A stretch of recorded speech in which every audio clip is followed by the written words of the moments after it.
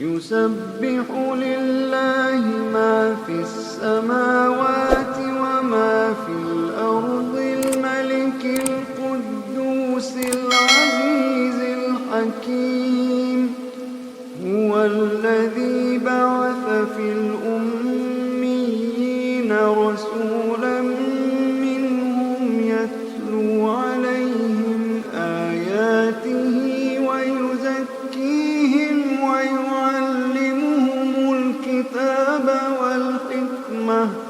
ويعلمهم الكتاب والحكمة وإن كانوا من قبل لفي ضلال مبين وآخرين منهم لما يلحقوا بهم وهو العزيز الحكيم ذلك فضل الله يؤتيه من يشاء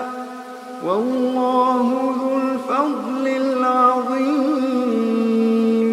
مثل الذين حملوا التوراة ثم لم يحملوها كمثل الحمار يحمل أسفارا بئس مثل القوم الذين كذبوا بآيات الله والله لا يهدي القوم الظالمين قل يا أيها الذين هادوا إن زعمتم أنكم أولياء لله من دون الناس فتمنوا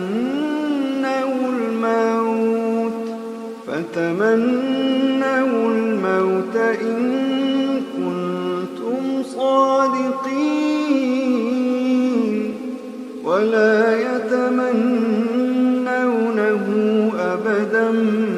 بما قدمت أيديهم والله عليم بالظالمين قل إن الموت الذي تفرون منه فإنه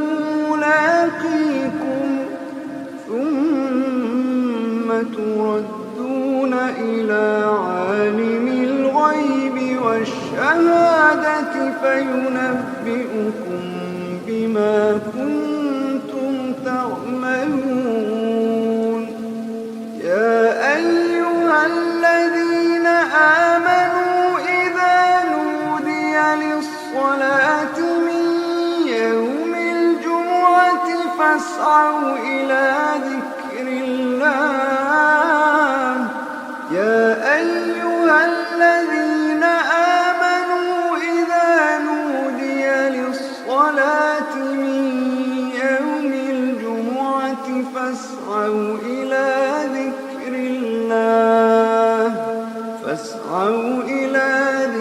الله وذروا البيع ذلكم خير لكم إن كنتم تعلمون فإذا قضيت الصلاة فانتشروا في الأرض وابتغوا